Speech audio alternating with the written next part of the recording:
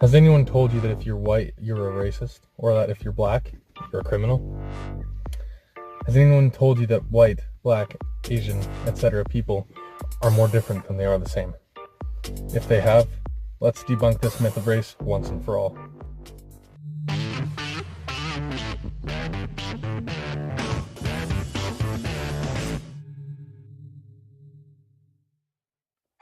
So this is the first video of my channel. The reason why I wanted to talk about race is because it's such a big issue and it literally affects everybody. There's a lot of injustice surrounding it, and my goal with future videos, especially with this one, is to eliminate some of that injustice. And hopefully someone watches this and picks something up. It affects them and may change something. It'll bring someone's life improvement. It'll make things better somehow. The definition of race I wish to attack is the one that states not only that these different groups have slightly different physical characteristics, but that they are more different from other of these groups fundamentally than they are the same. It argues that the intelligence of each race is fixed and hierarchically different. This can be seen in the development of scientific racism.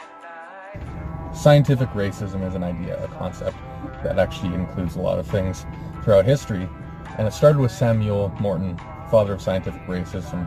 He used to collect skulls, each from different races, and he would rank them from lowest to highest intelligence. And of course, him being of European descent, Europeans had the highest intelligence, and that was really the thinking of a lot of those people, that ethnocentric belief they were better than everyone else.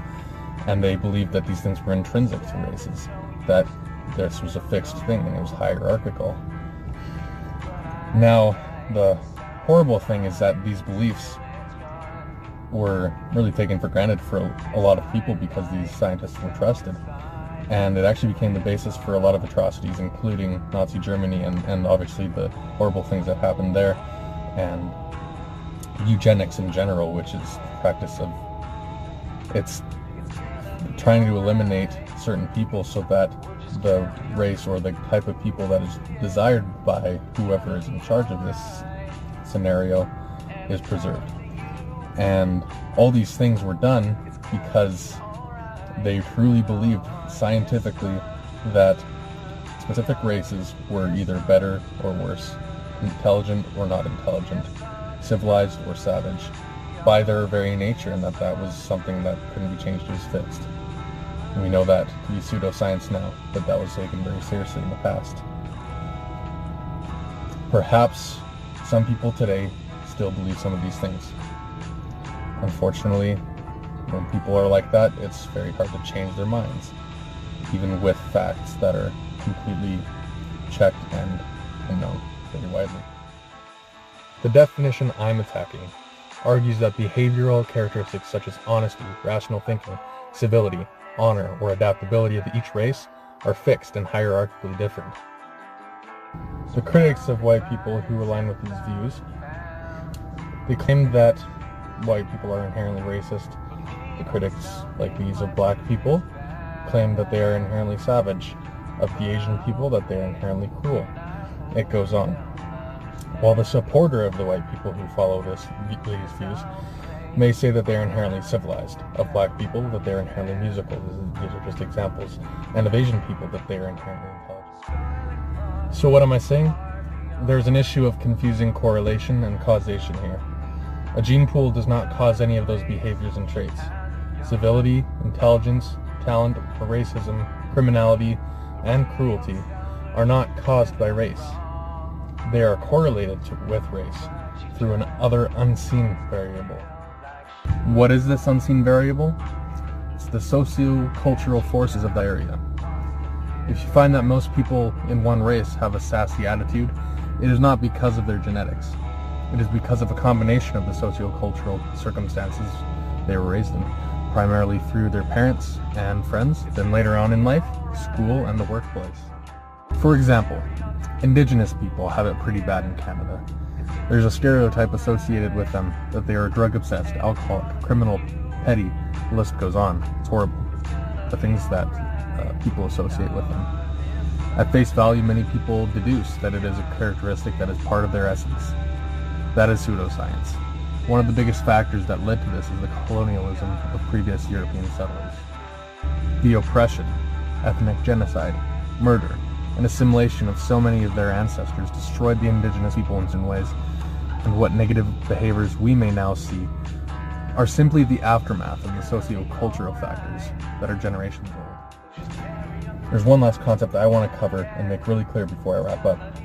When a person goes to a faraway country with a drastically different culture that tends to make them uncomfortable, it creates within them a feeling of estrangement, alienation, and this is what we call culture shock.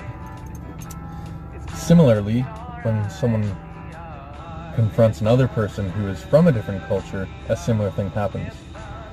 And I find this to be interesting. This really affected the way that I view different people. It made me notice and really think about the feelings that I've had from time to time, where I see someone who has a completely different culture, because as we've established, these differences mainly are not actually from the race, the biological side, but rather from the culture in which people are raised. Because of this, sometimes I would feel an opposition, an estrangement, an alienation from certain people who maybe have a completely different language, traditions, beliefs, etc., etc. And because of that, it made me always have that question in the back of my mind: why are they the way they are? Now, that question reveals something about human nature, which is that things that we don't understand create within us a feeling of opposition. It is usually pretty subtle. It's not like an open opposition. Usually it's just that same question: why are they the way they are? But for some people, because it is human nature to want to understand and be understood, some people take it way too far. You know, you have a bully on the playground who doesn't understand his nerdy classmate and picks on him because of that misunderstanding. And then to the classic examples of colonialism in Europe, where Europeans who were settling different areas saw people who they thought were savages, who were completely different, living a completely different lifestyle. They wanted them to assimilate to their ways because they couldn't understand the ways that they had.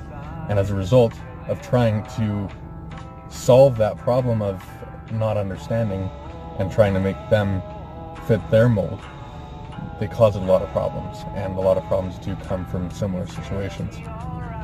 And so I wanted to make that clear, because we do this every time that we find something or someone that we don't understand. We feel opposition, even to the most basic things where we have a skill that we're trying to learn, but because we don't know how to do it well, we don't like doing it. I don't like doing math because I don't understand it. And that is at a fundamental level of why different people seem to have this clashing, this opposition to people of another race. And perhaps the worst part of it is that this creates in certain people the feeling that the other race is not as human as they are. So I want to make it very clear. There is so much more the same between us than there is that is different. What really divides us is not biology, it's not the fundamental things that make us human. What divides us is simply the differences of culture, language, behavior, beliefs, ideas. These are things that are not shaped by their race, but rather these are things that are effects of where they were and the situations and circumstances in which they live. If we had been in a culture different than ours, in an area different than ours, we may have ended up the exact same, because it isn't about biology. And so when you think of intelligence, think of strength, ingenuity, any quality that doesn't actually come from your genes. If these are the things that are really separating us, and it causes us to think that someone is less human than we are, we really need to reevaluate our ways of thinking and realize that every person truly is human, and they are simply the product of the life and the circumstances in which they lived. I hope watching this you maybe either learned something or you were able to evaluate yourself. I know things like this have really made me evaluate myself and how I view other people and other races. It's definitely given me a greater perspective helped me to value other people a lot more, and I hope it does the same for you.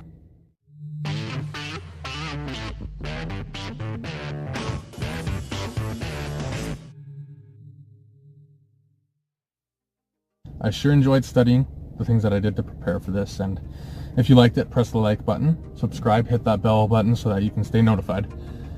If there's any question you have, or if there's something you want to hear about in the future that comes in the scope of logic, reasoning, justice, anything like that, please let me know. If you have any improvement tips for me, let me know. And this is Freedom Thinks with Timothy Rogers. I hope to see you next time.